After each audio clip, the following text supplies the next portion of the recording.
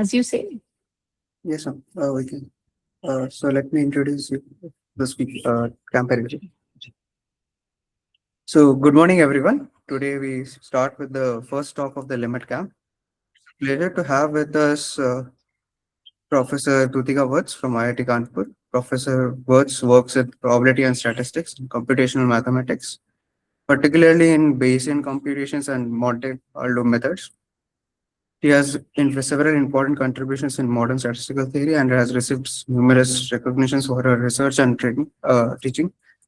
We are delighted to have her here. We warmly welcome her to the first talk in the limit camp. Thank you. Over to you, ma'am. Thank you, Shubhajit. So the way this is structured is, I would request a little bit of interaction if possible. I see there are about 23, 22 people online. So it would be nice if you can feel free to unmute yourself and speak out when I ask a question. That'll help a lot. And just to understand my audience, am I correct in knowing that these are almost all of you are high school 11th, 12th class students? Is that correct? Ma'am, 10th also. 10th also? Okay. So 10th, 11th, and 12th? Is that accurate? Okay. All right. That's just good to know. Okay. Thank you. Perfect. All right. So I'm talking about, I'm giving a talk on a topic called integration is old school. Just give me 1 second. I'm not able to see you. I think there's a way for me to resize.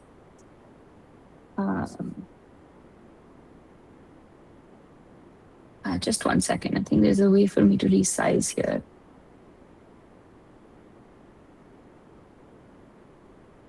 Yes. Let's see. Does it work? Just 1 second.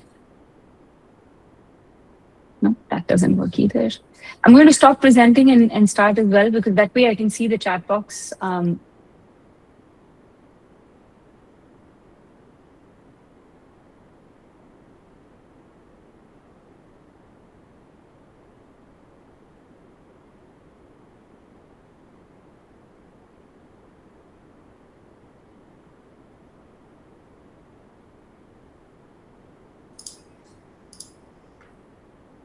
Sorry, I accidentally, instead of stopping presenting, I ended the call. I'm still audible? Yes, ma'am, you are. Okay, let me just try presenting again and see if I can. Okay, very good. Okay, great. Now I can see the chat box as well. Okay, perfect. So I'm talking about it about a topic that's very similar to integration, except not quite. So hopefully, through the course of this next couple of an hour and a half or so, we get an understanding of my perspective on integration as a statistician. So although I was introduced as somebody who works in computational mathematics, I wouldn't say that I work in computational statistics. And from my perspective, statistics and mathematics are as similar as physics and mathematics. So so I'm going to keep talking about statistics as a field in its own, although it uses a lot of mathematics, which we will use today. So certainly the title of this talk is what you call clickbait, because obviously integration is not old school. Otherwise, none of you would be learning it at this point. Now, I am fairly old, so I don't quite remember when we do integration in high school. So for the 10th class students, have you done integration in school yet? No, I'm not in school, but But yes, I have done. Okay, so via some maybe external source of education, you've done integration. So hopefully that's okay. All right. I will talk about integration and the fact that it's old school, but the way I'm going to do it is via this my research area, which is called Markov Chain Monte Carlo. In acronym, it is MCMC. And through the course of this next couple of minutes, what we'll be able to hopefully do is get just a sense of what is this area. I'm not going to be mathematically correct all the time or extremely rigorous, because I want to ensure that you walk away with a general understanding of what the area is and what kind of problems we solve in this area. Okay. So Markov chain Monte Carlo, this topic itself, whatever it is, which we'll get to, is quite interesting because it was first used by physicists in around World War II. And that's not a coincidence. It was actually used for World War II as well, for the purposes of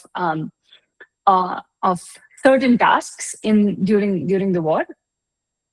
But then it was realized very quickly that a lot of what was being done in this field was grounded in probability theory. So in comes mathematics. So here are physicists who sort of first discovered or invented this area. And then there's a realization that it's essentially grounded in a lot of probability theory, and there's a lot of interesting mathematics that can be done. But then more recently, since the advent of the actual computer, getting into our homes, which is, in, let's say, the late 80s, early 90s, statisticians like myself started using Markov chain Monte Carlo and started developing more aspects of this area. And then today it is used by statisticians, computer scientists, biologists, economists, neurologists, astronomers in various fields. But what it actually just does is quite simple. What Markov chain Monte Carlo does is it solves integrals. Okay, essentially, in one word summary, is it solves integrals, or what I would call is it replaces integration. Okay, so let's try and understand what I mean by that. So we're familiar with an expression like the following, right? So maybe some of you have not seen it that often, but hopefully you know sort of what it looks like. So let's say I have a function f of x, and I want to find the integral of f of x dx, okay? Let's take a few examples. So for example, I have integral 0 to 1 of x dx. Can you tell me what this integration is? Half also. 1/2. 1/2, yes, Half. exactly. It will be half. Perfect. It'll be 1/2, it'll be half. So that was simple enough. Very good. I have another integration for you, slightly more complicated, but integral 0 to 1, x square, y square, dx, dy. Now this you may not have seen, 1/9. but very good. Great, you're already on track. Excellent. So the answer is 1/9. And the reason you could see this is this is what is called separable integral. So the x squared term will come on one side, the y squared term comes on one side, and these are then product of two integrals. An integral is nothing but a number, a definite integral is nothing but a number. And so I just get, integral of x squared, integral of y squared, that's 1/3, 1/3, and that becomes 9. Very good. What about this? Integral 0 to 1, e to the xy dx dy. What is this? Come on, you're the brightest students of the country, aren't you? E minus 1 whole square. E minus 1 whole square. Very fantastic. Much better than I could do. I've left a question mark there because I have no idea.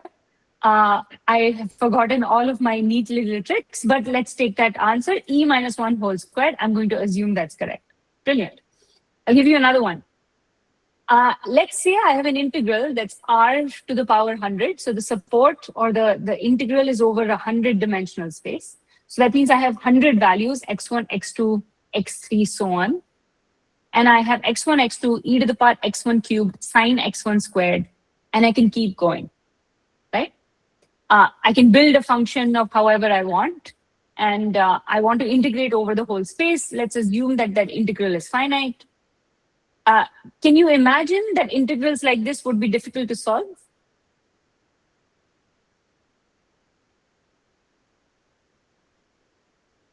Right? If I just stopped here, if it was just x1, x2, an integral of over R2 of x1, x2, e to the power x1 cubed sine x1 squared, dx1, dx2, do you think this is something you would be able to solve?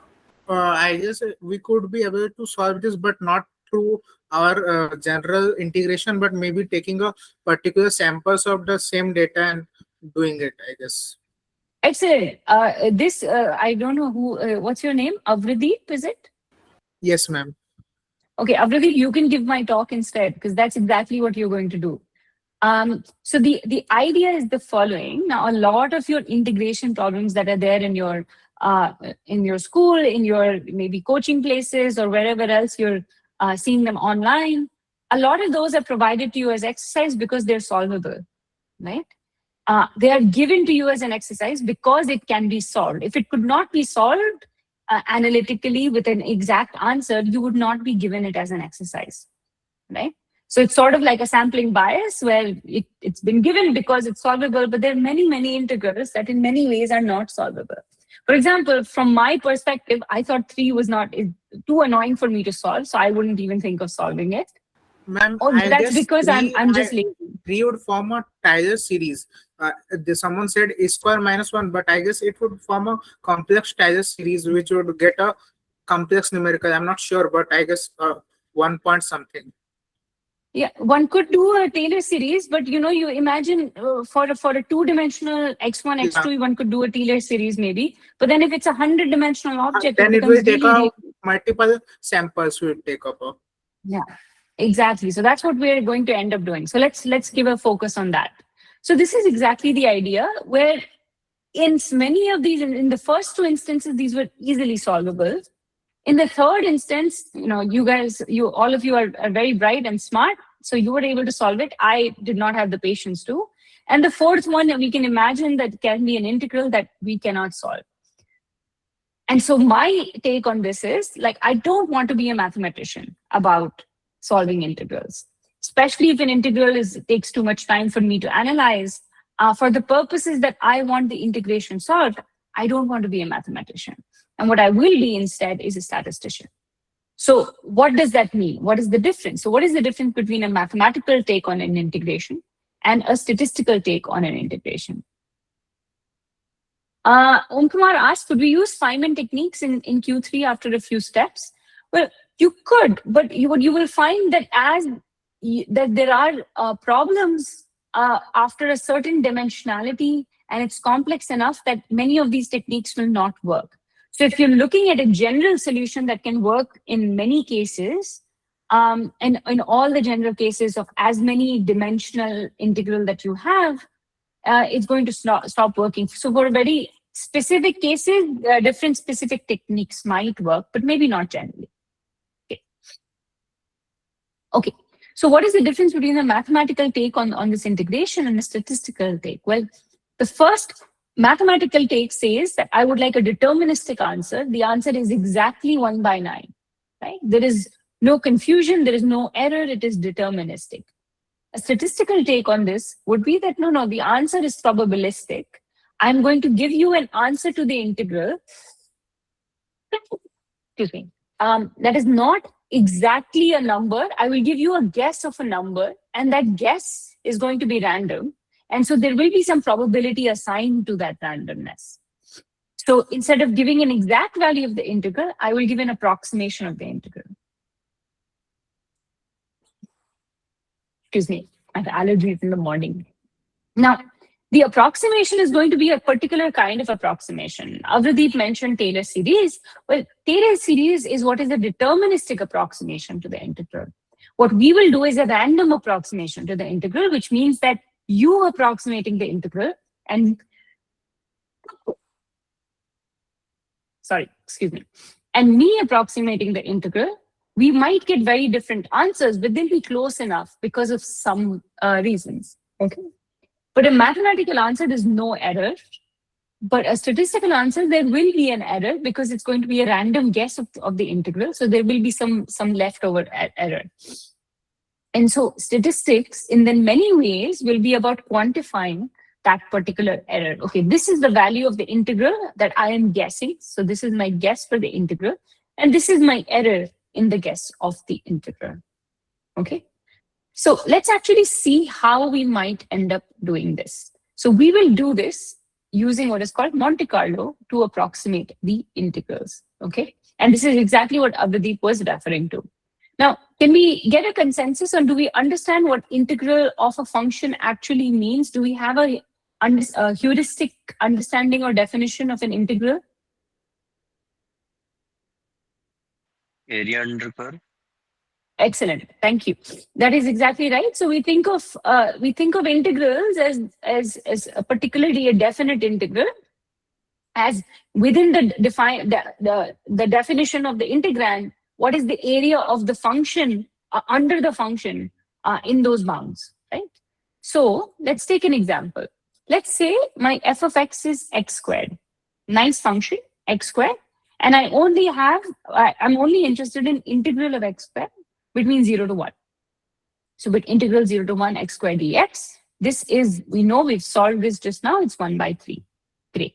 That is the mathematical answer to this integral. Let's look at the statistical answer to this integral. So what we could do is we can plot this. So this is between 0 to 1. I have x on the x-axis, f of x on the y-axis, and I plot the curve, x squared between 0 to 1. And like you've said, what I want is the area under the curve. Okay, great. So the way I can do area under the curve using Monte Carlo approximation is the following.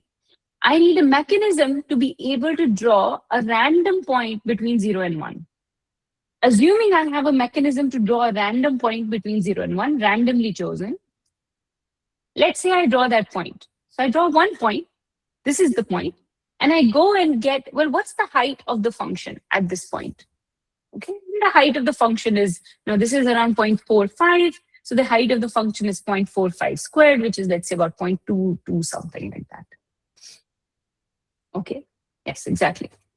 And what I can then do is I say, well, okay, I got this one point, and I'm going to estimate or guess the area of the curve to be the height, the area under the rectangle of this particular height. So I can say that my estimate of the area is nothing but the height of this rectangle. Now this is roughly 0.2, this is base 1 and height around 0.22. So the area is 0.22. And I say, okay, that's my guess for 1/3. This is my guess for the area under the curve. Is this a good guess? No, no, ma'am.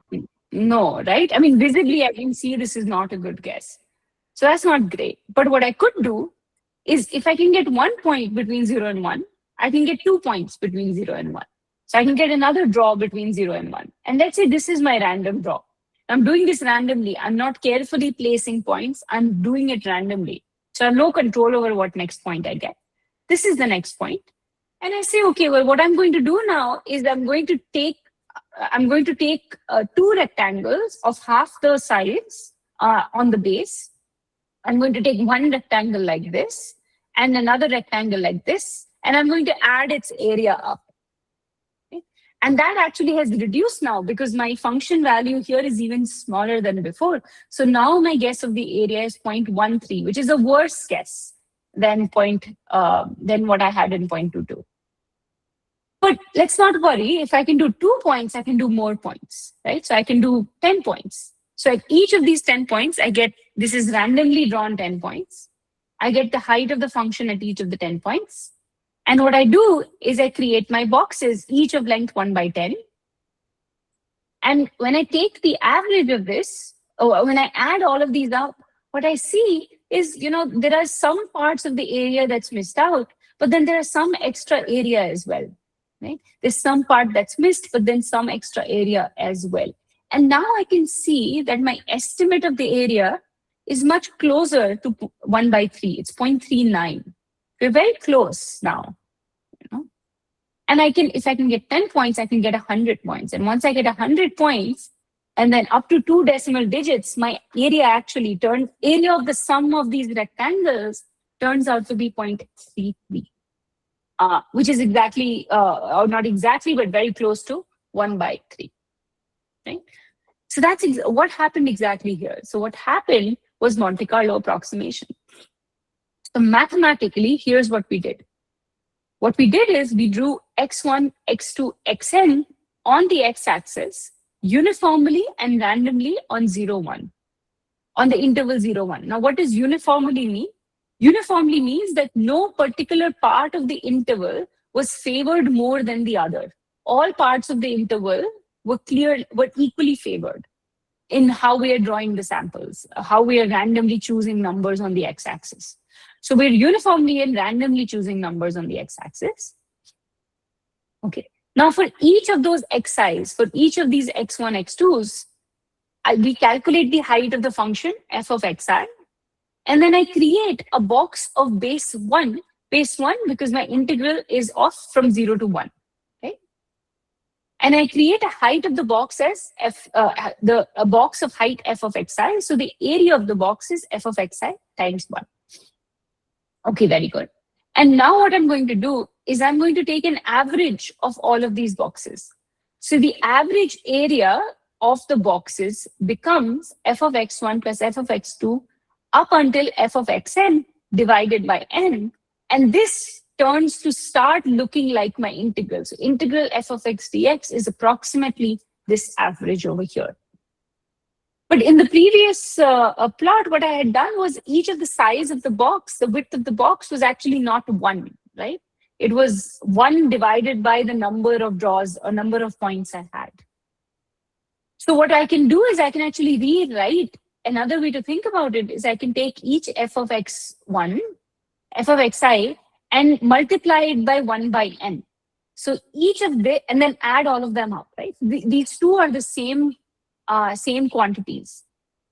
And this now starts looking like f of xi times 1 by n, which is the area of a box with base 1 by n and height f of xi. Okay? And so this becomes, this covers the whole, all of those individual boxes, and those areas are then added up, right? And that gives me my guess for the area. So we can estimate the integral, and I use the word estimate because it's a technical word. Estimate means, estimator means that I'm approximating something with a random guess. A guess that will change every time I draw new samples. I draw new numbers on the x-axis because these are randomly drawn. So another time I do this whole experiment, I will get different numbers. So it'll be a slightly different value. But now integral 0 to 1 x squared dx will be 1 by n summation xi squared. Right?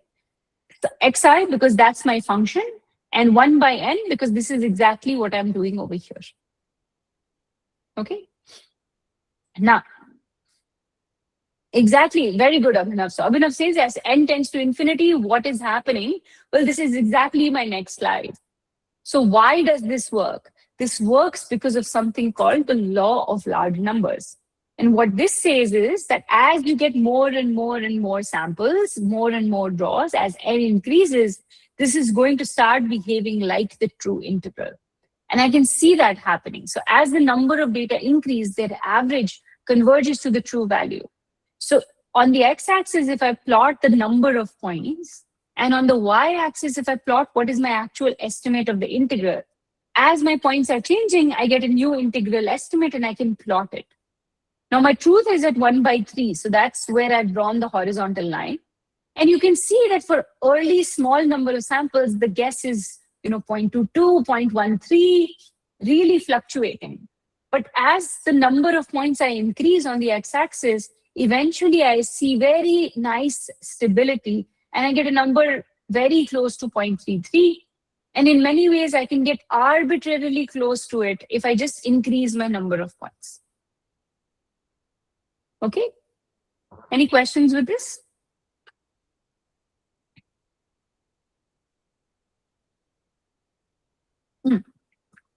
Great.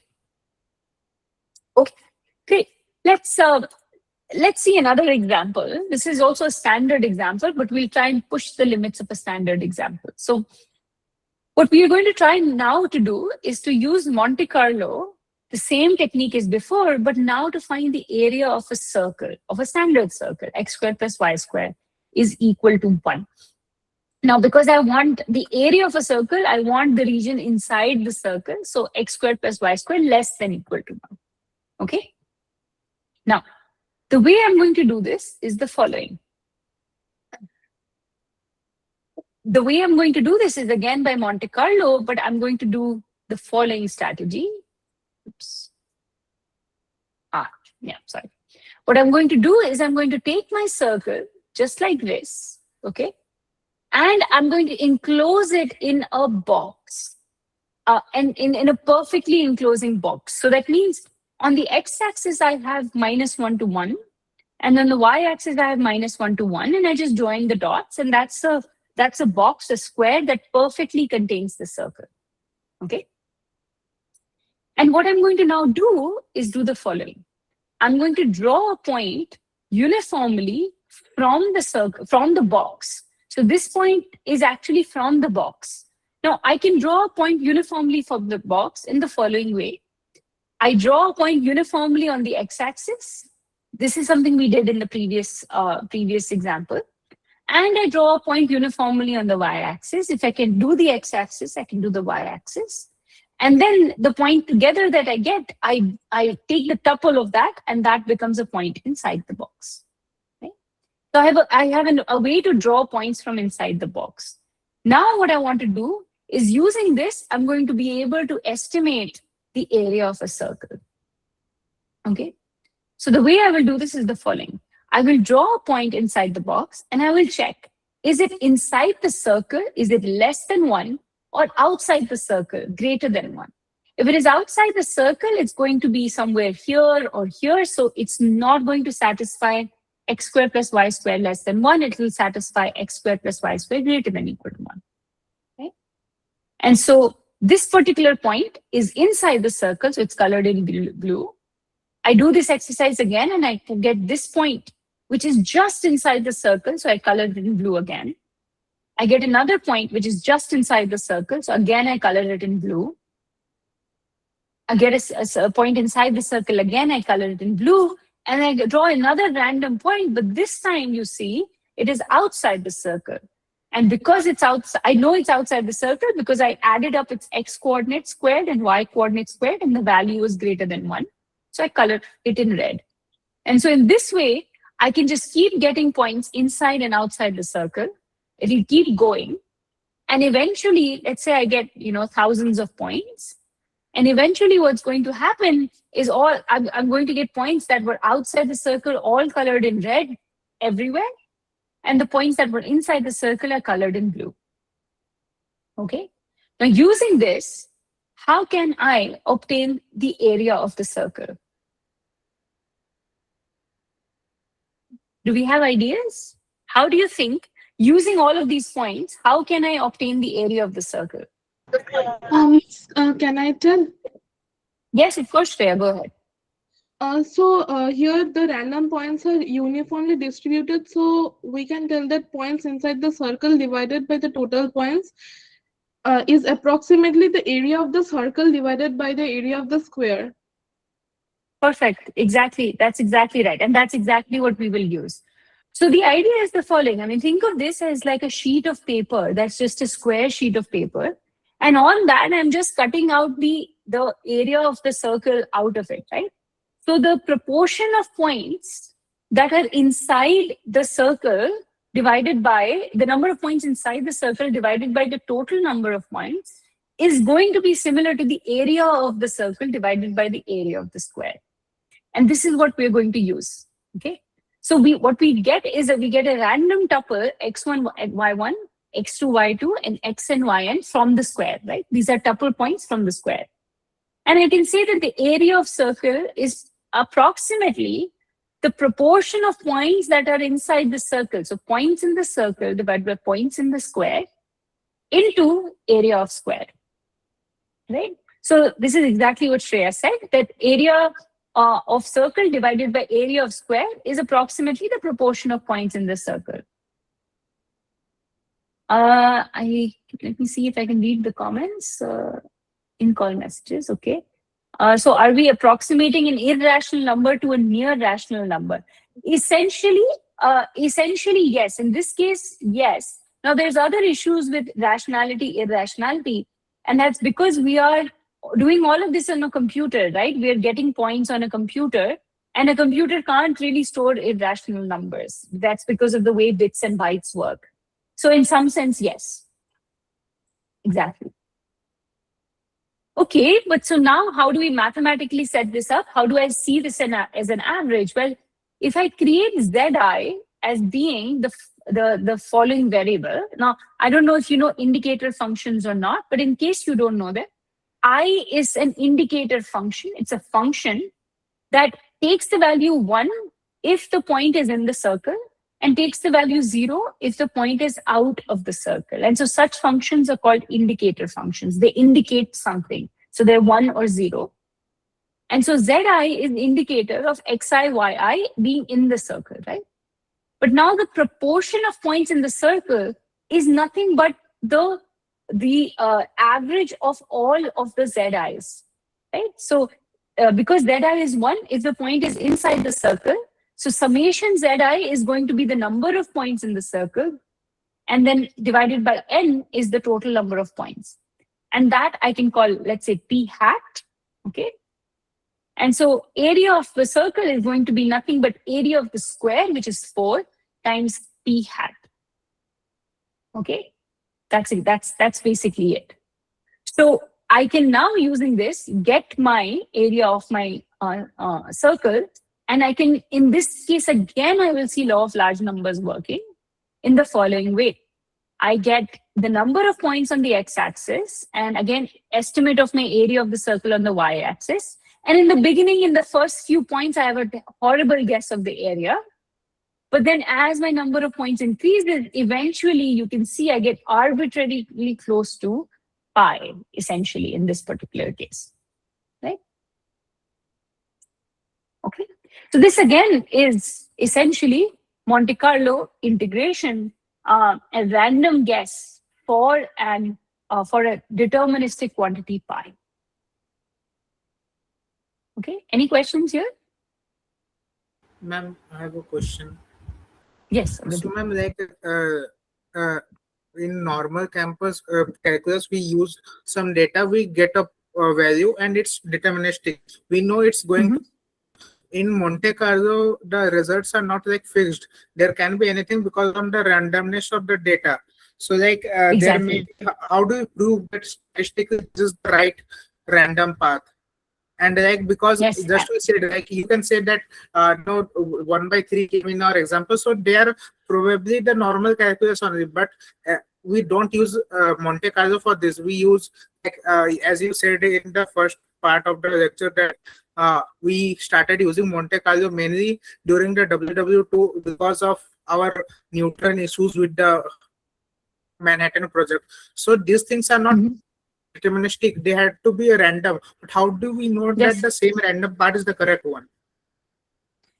Yeah, absolutely. Great question. So this is why one of the fundamental objects in Monte Carlo, fundamental key basis in Monte Carlo methods and statistical methods is probability theory.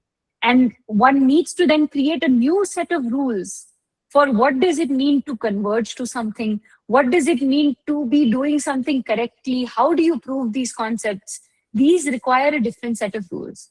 So in your first class, if you pursue mathematics or statistics, in your first course in probability, one of the first things you will learn are the axioms of probability. And based on those axioms, the axioms of anything are some set of ground rules that are assumed to be true. You cannot prove them. There are axioms of mathematics as well, like 1 + 1 is 2 is an axiom of mathematics. Okay, you can't necessarily prove it in the same way. It's just, there's a certain set of rules that are just assumed.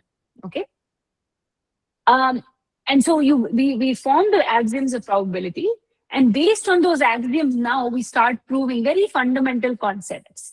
And you build the building blocks, and from there you get to this idea of, okay, what does it mean to converge when this path that I've shown you right now, if I run my code again, I will get a completely different path. So how can that be the same thing as converging? But it is, in fact, based on the new definition of converging that comes in when you start studying probability theory. So, like, we are saying here all about the number of number of steps towards the infinity, which actually proves that the MCMC convergence. Like, it's maybe 10,000, like it's of large numbers. So we are putting out 10,000, 15,000, anything number, and then we are getting converged toward the truth. So how do we ever theoretically guarantee that these finite Yeah, yeah. stimulations are correct, theoretically correct, and not So violating any of you're this? right. So how do we do it? You're right. How do we do it? We do it by first defining the rules of what do we mean for an object to converge, a random object to converge, right? First, we don't even know that. For example, if you've done limits, if you understand what a limit is of a deterministic quantity, then you do there is a definition of a limit, and then you can show what that limit actually that something actually converges, right? For example, 1 by 2 to the power n, as n goes to infinity, converges to 0. Right? Now, this you can show mathematically as well. But we understand what converging to 0 here means. But when we think about random objects like Monte Carlo, like this convergence over here, first we need to establish a notion of what convergence means. Now, that becomes a little difficult to do because that requires access to, again, the fundamental laws of probability. So when you start learning these concepts, you start these building blocks, and eventually you learn about how do you show these proofs, because the same rules that you're reading right now in school is not going to apply. So what do you think should be the main, like, three axioms that should be applied for Monte Carlo? Like there must be a main three or main No, four, any word. and so it's not that Monte Carlo has separate axioms. Probability, the concept has separate axioms. So there's fundamental axioms of probability. Now, I don't want to get into the fundamental axioms of probability because that will require notation. It will require me to be very precise, and I don't think we have the either the time or the space to do it. But if you're curious, a quick Google search will tell you what are the fundamental axioms of probability, and on top of that, everything is built. Okay, ma'am. Thank you. You're welcome. Yeah, Abhinav, you had a question? Yes, ma'am. So in the formulas that we generalized just a bit earlier, so we were actually having an equation where we actually told the equation how exactly we want to find our answer to be. Like as big the number n. This one? Yes, ma'am. So as big the number n, as exact our value will be. So, ma'am, can we define the scale? Like how we are having some formulas based whose base is on the arbitrary points, like some randomness. So how can we define a scale? Like this scale should give me an good approximation. Excellent question. I will try to assess that. So let me adapt your question in the following way. So in some ways, Abhinav, you're asking the following question. Now, in general, if I'm running this, I don't actually know what the true area of the circle is. If I knew it, I wouldn't be doing all of this whole experiment. So I don't know what this true line is, right? So then I don't know that should I stop at 1,000 points, because 1,000 was roughly here, right? Should I stop at 1,000 points, or should I keep going up until 10,000 points, right? When should I keep going? And that, honestly, is exactly where statistical method thinking comes in, where what we do here is we try to assess what is the variability in this quantity. If I were to repeat the experiment again, and if my final answer from this experiment after 1,000 points is going to be as variable as this, then that is too much variability, right? Then I have a very large variation, versus that if I get 10,000 steps, I have extremely tiny variability. So if I can then guess what the uncertainty is, what my variability from experiment to experiment is, then I can create a bandwidth or a cutoff that, as soon as I have variability that's smaller than this, you have enough points to guess the integral up to 2 or 3 or 4 decimal digits. Right. So the bigger number, the better. So, ma'am, can we say that we can provide a probability, like how much close the number will be per given number? In some ways, yes, one could do it. That the probability that integral is 0.01 units close to the true value is 0.95. We can construct these arguments as well, and actually a lot of them again are based on the axioms of probability. Yeah, so basically the error part, how much error is there? Yes, exactly. We can definitely do that, but that's where we have to set up a probabilistic thinking. We can't say the error is 0.95 or 0.01. We have to say the probability that the error is 0.01 is 0.95 or something like that. Right. Thank you. Okay, excellent. Okay, fantastic. But now let's take this example and we're going to push it a little bit. Okay. Instead of estimating and getting an answer to the area of a circle, what if I want the volume of a D sphere? Okay. A D sphere meaning like a 2 sphere is a circle. A 3 sphere is a sphere, a ball. A 4 sphere is a 4-dimensional ball. So how do I talk about the volume of the D sphere? If I think of the norm of x, so this notation is called the norm. If the norm of x is less than 1, I'm integrating over this area, and I'm integrating just uniformly over this whole area. So that becomes my whole volume of the D sphere. Okay. So I want the volume of the D sphere. And when D is 2, this is the circle. How can I do this? How can I estimate the volume of the D sphere? It's a similar pattern. What I do is if I can take I don't know if I have a ball around me. I have a ball around me actually. If I take my sphere like this, I can actually put it in a cuboid, right? I can encapsulate it in a cuboid exactly. And once I've encapsulated it in a cuboid exactly, then I can draw random points from the cuboid, from the box, and check whether that's in the box, in the sphere or not in the sphere. And if it is in the sphere, we'll code it in blue. Now I can't visualize it here. And if it's outside the sphere, it's in the box, I'll code it in red. Okay. And I know the volume of the box, or it's 2 to the power D in this case, right? It's 4 when D is 2. It's 8 when I have a cube. Exactly. That's someone knew. It's exactly right. It's like we were putting the circle inside the sphere. We can take inside the box, inside the square. Sorry, we can take a sphere and put it inside of a 3-dimensional box, right? And in higher dimension, a 4-dimensional sphere. You can't visualize it, but you can. I hope you can extend the imagination that you can put it inside a 4-dimensional box. Okay, and we can do the same thing. So the volume of the sphere is the points in the sphere divided by the points in the cube or the box times the volume of the cuboid. Right? This is okay. So you can extend the same logics, the same thinking into D dimensions. Okay. Now, what happens in this case though is as dimension is increasing, the proportion of points in the sphere, this proportion over here can actually be quite small, even for large D. Okay. So even for large D, this proportion can actually be very, very small. So let's take a guess. So for example, for P equals 2, when we saw this plot here, this is for D equals 2. This is roughly 75% of the area. So 75% of the points lie in the circle. Okay. So when D equals 2, it's roughly, P is roughly 78. So 78% of the points lie inside the circle. When D is 3, so the sphere and the cuboid setup, it's about 52% of the points will lie inside the sphere, and the rest 48% will lie outside the sphere but in the cuboid.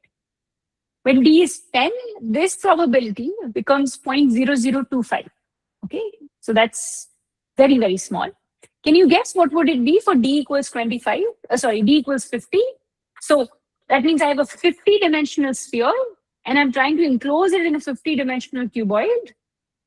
Okay. And then I'm trying to assess how many points will lie in the sphere in proportion to the total points. Yeah, any guesses for what would P be for D equals 50?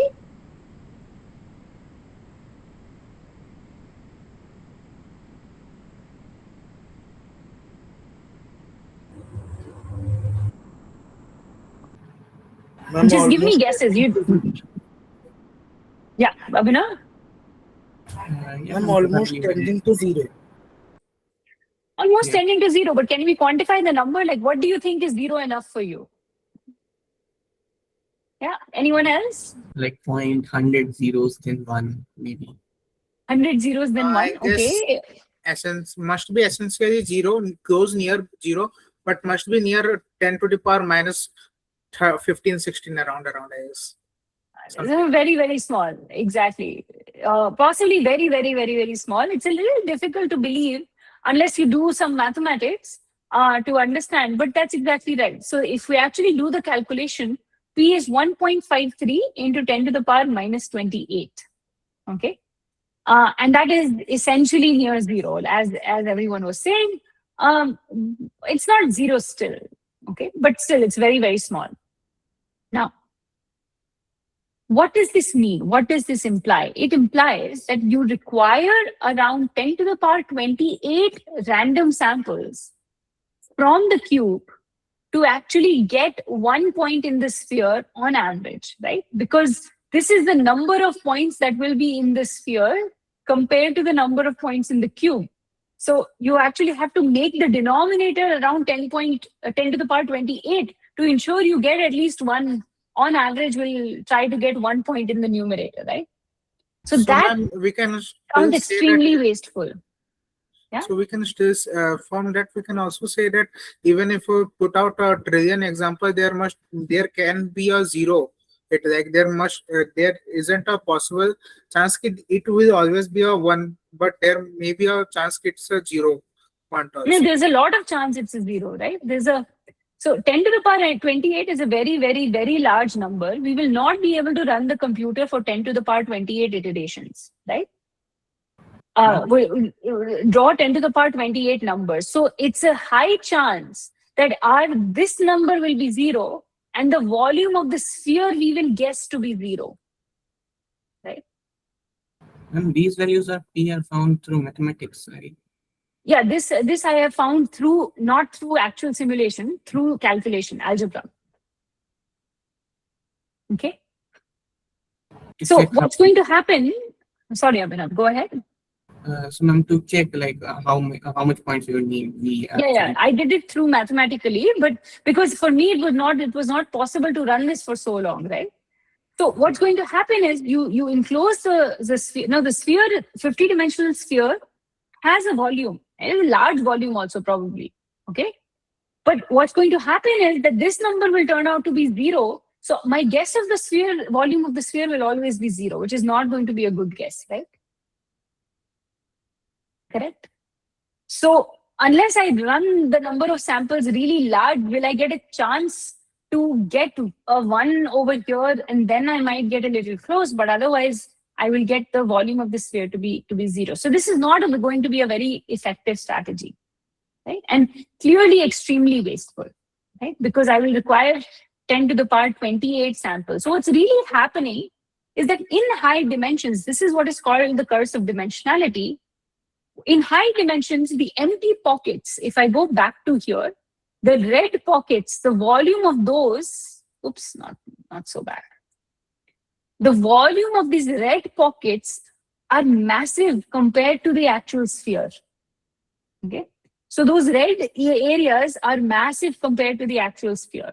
So there are many ways to address this issue, and certainly even to understand the volume of the sphere, nobody's actually doing this in practice. I'm just trying to motivate where I'm going with this. Okay, so the question is, can I do something slightly different? Okay, can I do? Yes, ma'am. Because I guess from here Monte Carlo won't be able to do it because it's a random, but it's too random. Like it's 0.0001 something, like of trillions of chances. So I guess we would do something like proportionating the volume, something. I guess maybe. No, we can do a lot of things, exactly. But you got the key answer over here, which is the fact that this is doing just random guessing. So what's happening is, imagine that I'm in a large dimensional cuboid and a sphere is inside of it, and I'm throwing darts. Okay, the points are my darts. Now, because the sphere is a very small volume object compared to the cuboid, most of the darts are missing the sphere. Okay. Now let's say that I am able to hit the sphere once. That means I got a blue mark. The next time that I throw a dart again, because I'm randomly drawing it, I close my eyes, I forget about where I hit the sphere before, and I completely still try to randomly throw in the dark in the darts, forgetting where I actually got the hit. Right? But in this case, actually, I know that once I hit the sphere, the rest of the sphere is close to where I hit. It can't be in a completely different part because it's a sphere. So is there a way I can use this? And that's what is called the Markov chain Monte Carlo strategy. So this is exactly what was happening before. Before, when I'm throwing my darts, I'm randomly throwing darts everywhere, right? So for example, again, I'm randomly throwing. I got a hit here. Next time I got a miss here because I'm not using previous information at all. So the question is, can I use previous information? And that leads us to Markov chain Monte Carlo. So far it was only Monte Carlo. Now we will get to a Markov chain aspect. So what if we use the information from a current sample to propose the next sample? So what I'm going to do is my current sample is in green here. And I'm going to make now a small box around my current sample, not a big box that encapsulates the whole sphere, just a small box. And what I'm going to do is I'm going to draw a random point inside of this small box. If this random point is inside the circle, I color it in blue. If this random point is outside the circle, I color it in red. So this is inside the circle, great. What I then do is when I need to draw the next point. So I have this point, I have this point, both inside the circle. The next point, I am going to use this point that I just accepted, that I said, yes, this was inside the circle. And I move my box to that point, right? So I move the box here, and using the center of the box here, I draw a new value from the box. This also is inside the circle. And so I'll move the box next here. And then I keep moving the box based on where I'm accepting or rejecting. And now look, in one of the iterations, I was here. I have a box. The draw that I got randomly from my box was outside the circle. Now, I don't want to go outside the circle. So what I will do is I will not move to that part. Because if I move to that part, there's a risk I will move away, right? Somewhere else. I don't want to go there. I want to stay inside the circle. Otherwise, I'm being wasteful. And so I reject it. And in the next draw, I stay where I am. I don't move my box. And I draw a new point. And that new point turns out to be inside the circle. And so I move to that new point. And in this way, I keep sampling. I keep moving what I call sampling around. I only stay inside the circle. Okay? It keeps going. And eventually, once it runs, let's say many, many steps, this is finally what we will get. Okay? Finally, what we get is most of the points were inside the circle. The ones that were outside, I did not accept. I rejected those points. Okay. So you can see, yeah. Yes, ma'am, just to ask, like, we are doing this by machines, right? So, and we are having quite big probabilities, like quite big iterations. So, now why didn't we actually prefer, using pixels or something like that to find a ratio? Pixels Like, of what? a systematic arrangement of pixels, maybe. So, we can. I see. So the reason we're not doing it, we're not doing a pixel wise, is because imagine in 50 dimensions, so doing a pixel means creating a grid, right? If we set up a grid in 50 dimensions, every point, there will need to be, if every grid has, let's say 100 points, you will need to put 100 to the power 50 grid points. Now that is too many grid points, right? 100 to the power 50 is very, very large. Now, in 1 dimension, 2 dimension, 3 dimension, we can put grid points. But as soon as dimensions increase, those grid points are intractable. We won't be able to put those many grid points.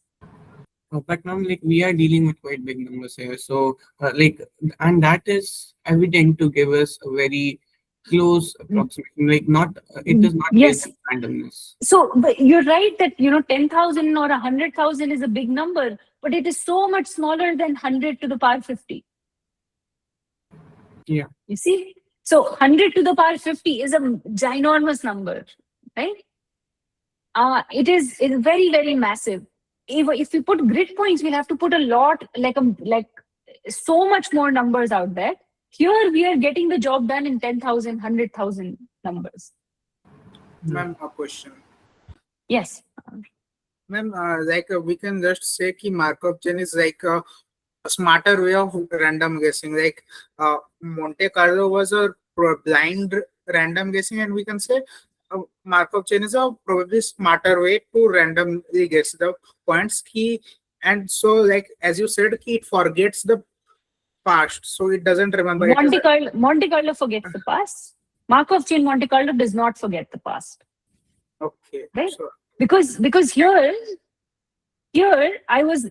here I'm remembering the past, right? My next point depends on my previous point. I'm remembering the past. And you can see the way it's moving, it is not jumping around everywhere. It is moving locally, and eventually the local covers the whole global. Eventually we get something like this. so it basically puts out a boundary of guessing. In some sense, here when you see this, yes, this is the boundary. Now there are many different ways of working. I'll give you another example of an MCMC in a very different context. But essentially, what's happening is it's defining that conditional on given this green value, how do I want to move to the next value? That's what it is defining. Yeah, so it is considering the local past. Yes, exactly. It is considering the past. Okay. Yes, ma'am. Now, once I have done this, what I can then do is there's a similar Markov chain, a law of large numbers. But we have to ask ourselves, in the first blind guessing, Monte Carlo, the samples were all independent, which meant one sample had nothing to do with the other sample, right? Points are all independent. And that's where we know we can trust what's going on, because every new sample is giving new information, which is why the law of averages worked, law of large numbers worked. But this one, every new sample is dependent on the previous one. So there is not new information coming, almost all new information coming every time. But still, there is a Markov chain version of law of large numbers. And again, to show some of these theoretical results, you have to start from basic elementary probability and then get up to these results. But as the number of data increases, in this case, the number of points is 10,000. And my estimate of the area looks something like this. Now, this is not confidence inducing because I can see there is lots of variability. Okay. There is some sorts of convergence, but I'm nowhere near as close to pi as I was in my Monte Carlo. So this seems concerning. But the only thing I need to now realize is that, see, every new point is giving little less new information, right? Because it is dependent on the previous one. So the amount of new information is not as much as it was in a random point, in a totally independent point. So I need to run this whole process for a little longer. So if I run it for 100,000 instead of just 10,000, now at 100,000, I see a lot more stability. Okay, things start looking a lot more stable. There's still some variability, and that can go away if I again increase the number of samples if I want. So there is still, although there is chaos, there is still some order to the chaos as long as I run my sampling strategy long enough. Now, what is long enough? That will be answered by quantifying how much variability there is, just like before. Okay. Ma'am, what is this quantifying the variability? Quantifying variability is basically the following idea that, let's say I ran this whole thing for 100,000 steps and I got this as my final answer, right? 3.15, let's say. That's what this is. Now, because this is a random process, you run the same exact algorithm, you will not get exactly 3.15. You will get something else. Now, if it's Ritvik I see is there, if Ritvik runs it, Ritvik will get slightly different, 3.142 maybe. Okay. Avrideep maybe gets 3.16 maybe. So quantifying variability means on average, if everyone was to run this experiment again, how much is the on average variability we will see? Okay, if you were to run this experiment multiple times. Right. So average of all the averages. Exactly. So that will tell me that, okay, if this is the amount of variability I see from one run to another run, I want this variability to be smaller. And so I can run things for, run this whole process a little longer until that variability gets small enough. Right. Thank you. Ma'am, can we basically say that Markov chain takes a lot more amount of time to get to the truther or less variability than the Typically, yes. Now, there are some very corner cases where the answer is maybe no, but in almost all the cases, yes. So, ma'am, we actually had this method of Markov chain to reduce the efforts, right? The whole purpose was that. So, But like we this, have reduced the efforts, Abhinav. Because in the Monte Carlo, we needed 10 to the power 28 samples. Here, we've done it only in 10 to the power 5. okay. So, but fluctuations are there, right? Even there, Monte Carlo, there are Yes, fluctuations. but more fluctuations are there here. At 10 Yeah, more fluctuations are there. So we can run it for 10 to the power 6 and then the fluctuations will be diminished. Right? Right. Okay. Ma'am, this is a graph for the same 50, 50. Yeah. Okay. Okay.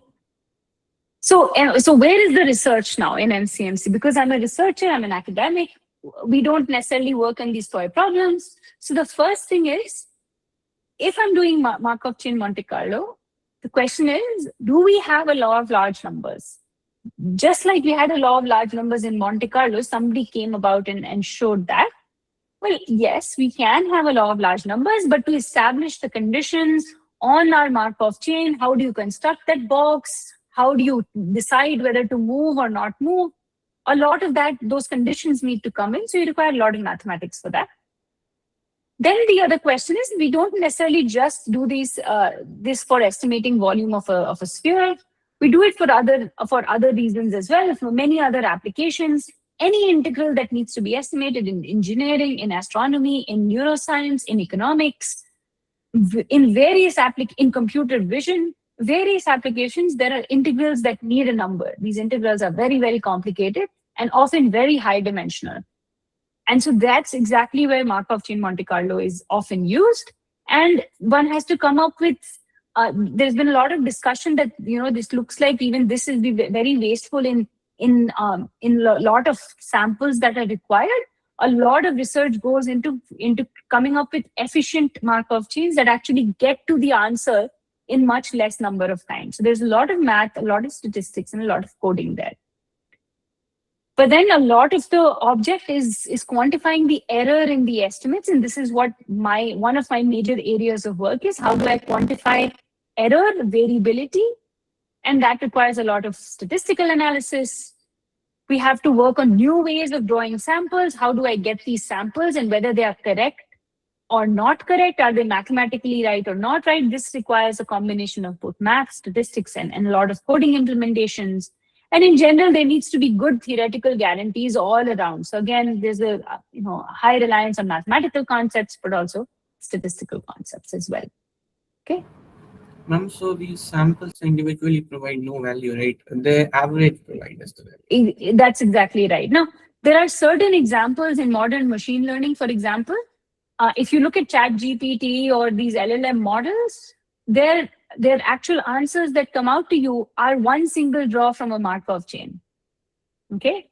So that's one draw. And this is why when you ask a question to, let's say, ChatGPT today, and you ask the same question tomorrow, even though the answer is the same, the language is different a little bit, right?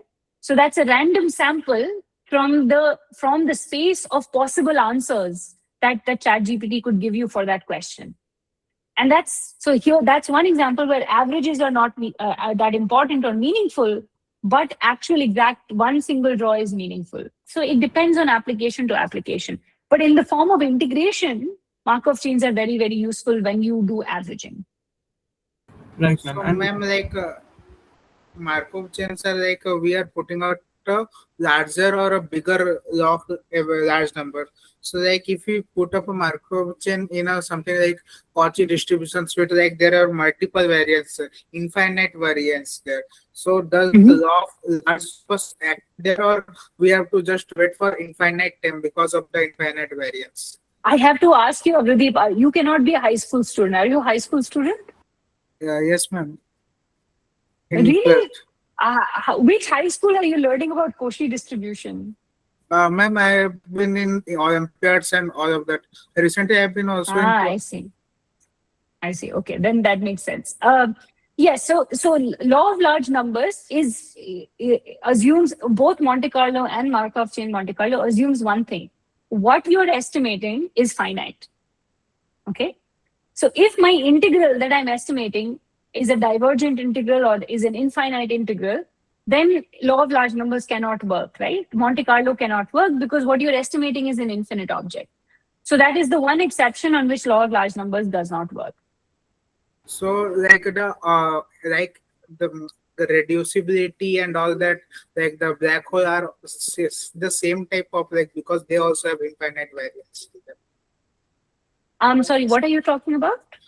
The black hole example we take up, it also have like infinite. I don't know. What do you mean black hole example? Like in the transition states, there is also like too much variance there. So like law of large numbers, does it work there too or not work there? Again, I don't know what you mean by transition state and black hole. Are you talking about black holes as in physics black hole? No, mathematical is like where we go, but how do I tell you? Like what I'm telling you? But if like I'm taking up an example, like there is a foggy mountain and a person is walking out. Like it's a classic Monte Carlo example. If we are thinking we are getting randomly walking, and if when we take up the Markov chain, he is going somewhere. He feels that there is a dip in the slope. He's not going outside that. He feels it's not. I'm going up, so I will go out there. So like if that same person or walker is jumping but is not actually jumping, some kind of thing. Okay, I'm not exactly sure what you're alluding to, but in general, if I mean, I maybe I'll repeat what I said before.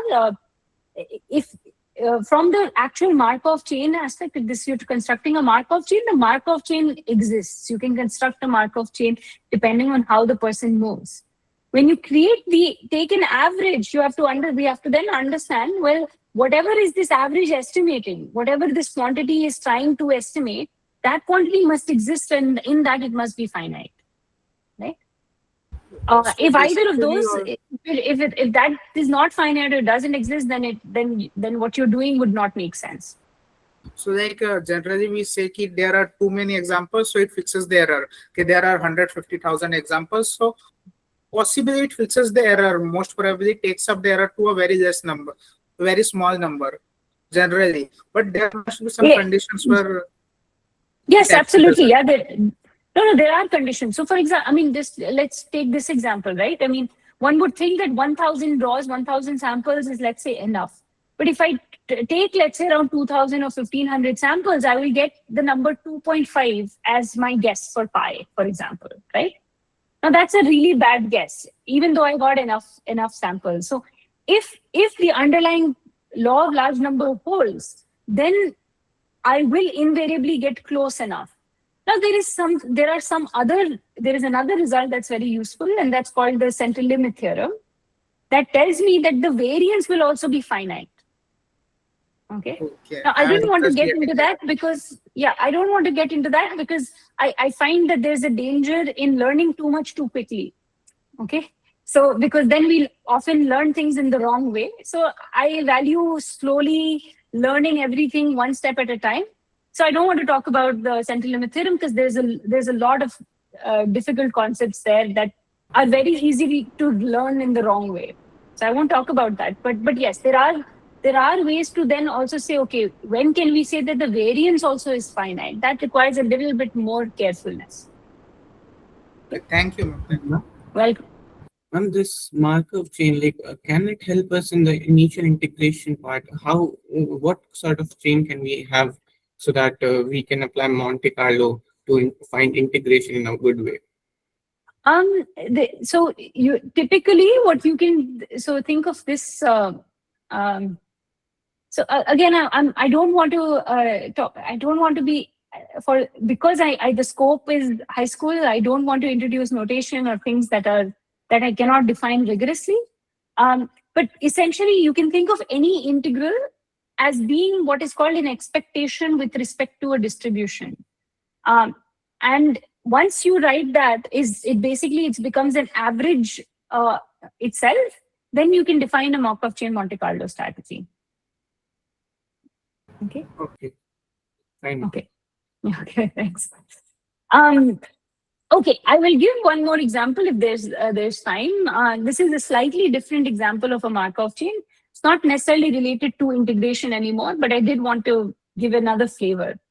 So, I'm sure many of you have read maybe even more very complicated topics in text decryption and encryption. What I'm going to talk about is a very simple encryption decryption problem. So, encryption is the process by which a readable message is converted to an unreadable form to prevent some unauthorized parties from reading it. So, for example, I'm at IIT Kanpur, and if I take the sentence that the anti-ragging policy at IIT K has been enforced pretty well.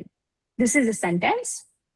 And if I want to encrypt it, I might map every alphabet to a different alphabet. And in that way, I will get maybe an encryption like this. For example, T is mapped to I. So all T is mapped to an I. Now, this is a very trivial encryption, but let's just assume these are the type of encryptions I have. So this becomes my hidden message, for example, over here. And then this is the message that, an unknown party will not be able to solve this message very easily unless they know that T maps to I, H maps to F, E maps to M, and so on. Right? What is decryption? Well, the decryption is the process of converting an encrypted message back to the original message. So if this is my encrypted message available and I know how alphabets are mapped, then I can map this back to the original message over here. This would be the decrypted message. Okay. The object that tells you how alphabets are mapped, that object is called the cipher. So an algorithm for performing an encryption or decryption is a series of well-defined steps that can be followed as a procedure. This is a cipher. So for example, a particular cipher is that A maps to E, B maps to U, C maps to F, D maps to K, and so on. Okay. So now once I have this cipher, I can take any encrypted message and then convert the individual alphabets into this corresponding cipher. Okay. Now let's say that you're like a spy and you have an encrypted text you have gotten. You don't have the cipher available with you. You just have these bunch of alphabets that are not making any sense, and your goal is to decrypt the text. And you can decrypt the text by finding the cipher that is used for encryption. So how would you go about doing this? Any ideas?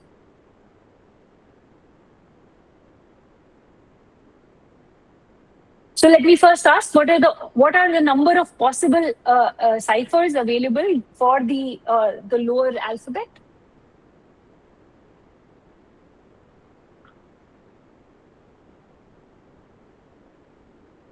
$26 Exactly. It's 26 factorial, right? Because there are 26 alphabets, and the number of ways they can be reorganized is 26 factorial. So there are 26 factorial possible ciphers.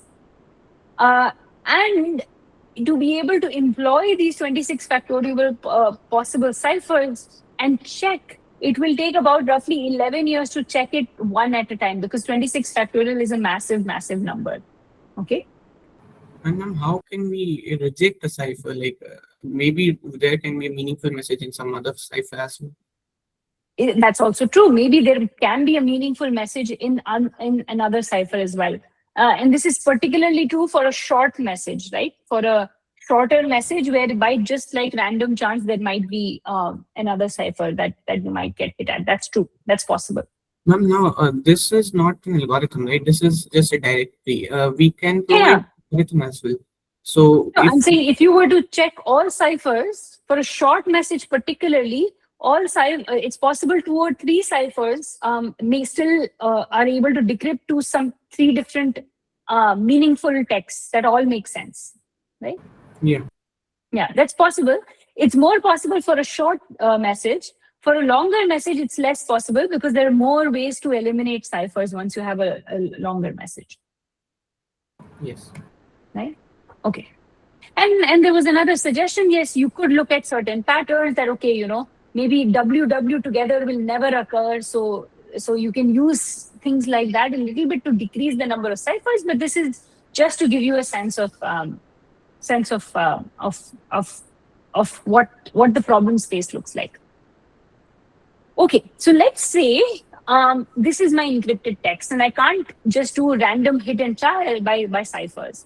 So this is my encrypted text, and I need to decrypt it. It doesn't look like anything reasonable. Now we could look at certain way that letters are repeated and guess whether one letter is a vowel or not. I'm sure we can do all of those things. But how do we decrypt it? So it turns out we can actually use Markov chains for this. Not Monte Carlo, but Markov chains themselves. So let's see. Here's what I'm going to do. First, what I'm going to do is I'm going to start with a randomly chosen cipher. And I'm going to call that cipher X0. So what a randomly chosen cipher I mean is that A maps to Q, B maps to P, C maps to O, D maps to R, C maps to E, and I, for example, maps to Z. This is my cipher. Okay. If I use this cipher on the text I've been provided, I get the version of my guess for the decrypted text using this cipher. Now, this text should look like English, right? If the cipher is correct, then this text should look like English. So now, if I have a way to assess the quality of a cipher, let's say I have a black box that tells me the quality of a cipher. So I can take the decrypted text from the cipher, put it in the quality, and it tells me whether this is English or not. Okay, so I assess the quality of X0.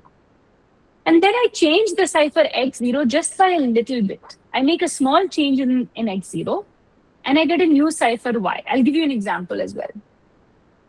Now that Y cipher, I can also check the quality of the Y cipher by taking my encrypted text, decrypting it using this cipher, and assessing whether this sounds like English or not. Now, because I have a way of measuring whether something sounds like English or not, I can measure whether the Y cipher sounds better or the X cipher sounds better. And if the Y cipher is a better sounding cipher, then I will set the next digit X1 to be Y. Otherwise, I will set the next cipher X1 to be the same cipher as before.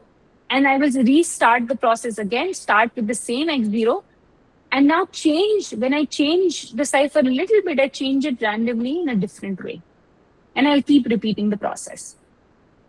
Okay? So the process finally that I get will be the sequence of ciphers. This sequence of ciphers is then a Markov chain because each subsequent cipher depends on the previous cipher.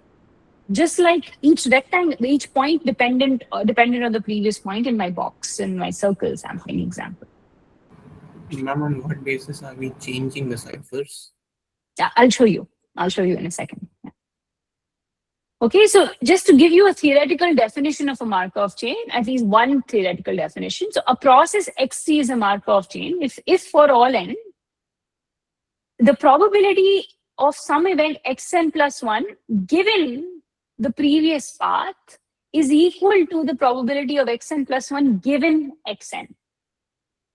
Okay, so that means that in order to obtain xn plus 1, we only need xn and not the whole sequence from before. Okay. So, and that's exactly what we're doing here.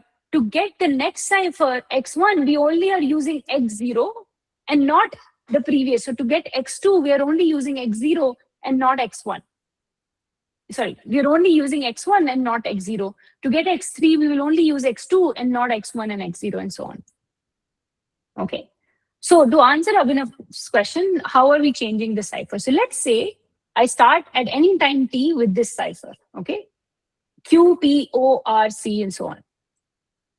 Now, using this, I first propose a swap. I propose a Y. So how do I update the cipher? I choose two random locations. I will choose 4 and I guess 24. And I will swap these two over here. So this will become D, this will become R. So my updated cipher says Q maps to A, P maps to B, O maps to C, and D continues to map to E. But now this one is also changed, right? So this is a slightly different cipher. Now after this, we just need a method to assess the quality of XT as a cipher and Y as a cipher. Okay.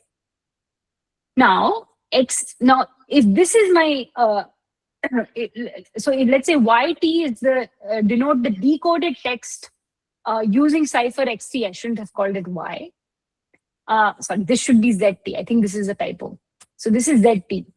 So for example, using XT, the decoded text ZT looks like this. Now, does this look like English? No. No, right? So it doesn't look like a very good quality. Yeah.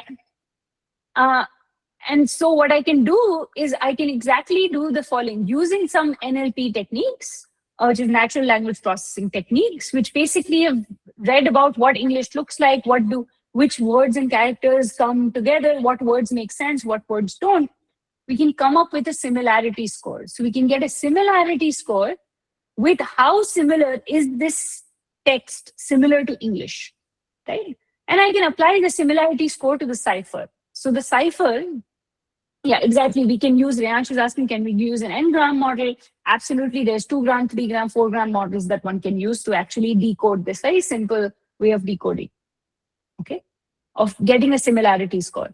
So this is exactly right. Just like you and me can look at this text and say, well, this doesn't look like English. There are natural language processing tools, NLP tools can also do the similar.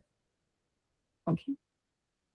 Okay, this is, I know, not a great explanation, but I didn't want to get lost in the world of NLPs when we're focusing on Markov chains.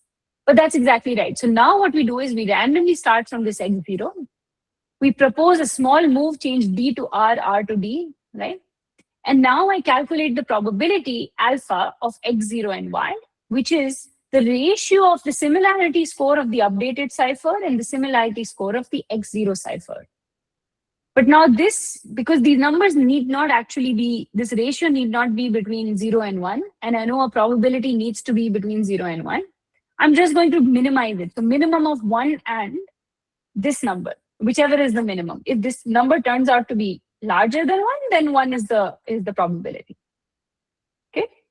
So with probability alpha, so if this similarity score is high for Y, that means this ratio is large, then that means set X1, the next cipher, to be this updated cipher, that this is a good cipher I found, better than the X0 cipher, let's move to this cipher. But if this is a bad cipher, as in this probability is small, then with the rest of the probability, I say, no, I don't like this cipher a lot, I'll stay where I am. Okay? So X1 is equal to X0, otherwise. Okay? And this can be done repeatedly. And you can stop when the similarity score is reasonably high. Okay, when you have a similarity score that is reasonably high, you can say, okay, now I've gotten very close to English. Looks like. Okay. So when I actually use this, so I have an encoded text, that's this over here, and I have decoded text where I'm running this whole loop, and I put the encoded text as an input into this function decode text, I get the following.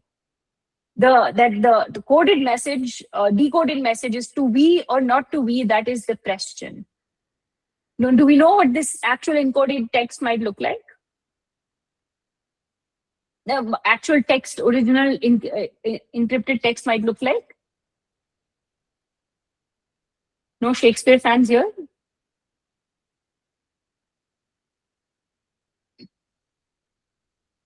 No? Have I lost everyone? Okay, So we can see what is going to. yeah. Sorry, to, go on, Yash. to be or not to be, it should be. Yes, exactly. That's exactly right. So we haven't gotten it correctly because the original text was to be or not to be. That is the question. But we've gotten very, very close enough to actually read and guess the original text. So what it should be a B has been mapped to a W, and what should be a Q has been mapped to a P instead. But and R is a U. R should be a U. So the original text would have been to be or not to be. That is the question. But now you can see this was only done for 1,000 steps, by the way. I forgot to mention that in the slides. So for 1,000 iterations, this XT kept updating the ciphers one switch at a time. Okay. So it's not a very ambitious switch, but it's just one switch at a time. It says, okay, how about this? How about this? How about this?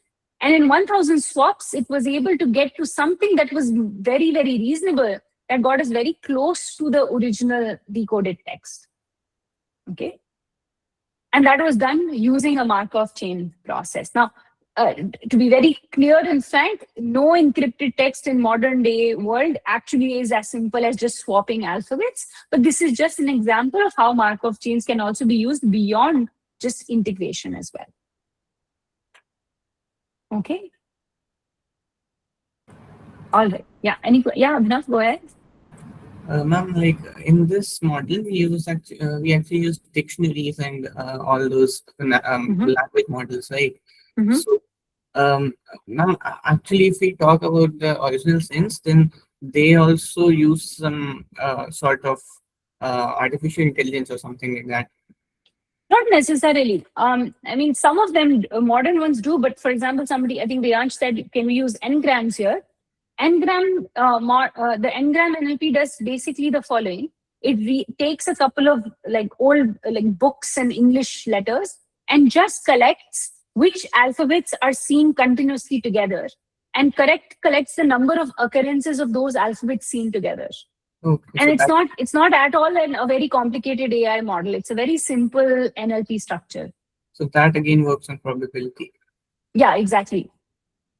Right. Thank you. Yeah, welcome. Okay, that was the last example I had. I'm a little out of time, so I don't want to go over it. But just a final analysis or conclusion. So I talked a little bit about Markov chains and also Monte Carlo, and then there's like a large variety of examples. There's finance, epidemiology, and you're learning how diseases spread, for example. Lots of work in climate analysis involves these complicated integrals and Markov chains, but also ecology, astronomy, and also obviously continue to be used in core mathematics and continues to be used in core physics as well. But there's a lot more applications of this beyond what we see just in math. That's all.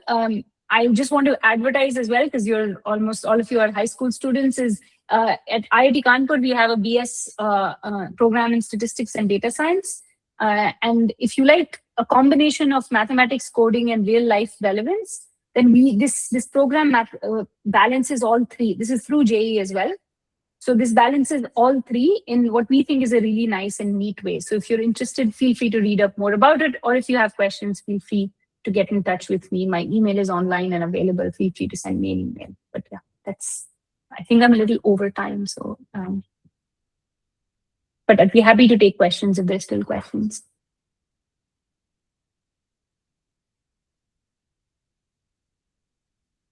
Shubhajit? Yes, ma'am. Yeah, let me know how you want to proceed.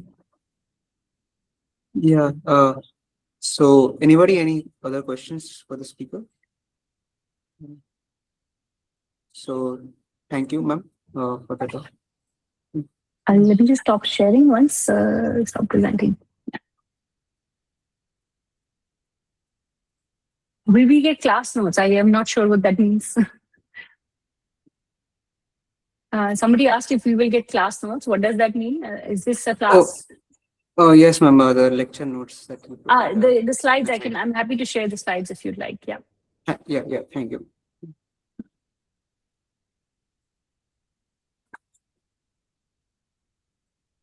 Okay, perfect. Should I get going? Yes. Yes. Okay. Thank you. Thanks, Thank you. everyone. Thank you. Thank you. Okay. Take care, everyone. Bye bye. Thank you, ma'am. Welcome. Bye bye.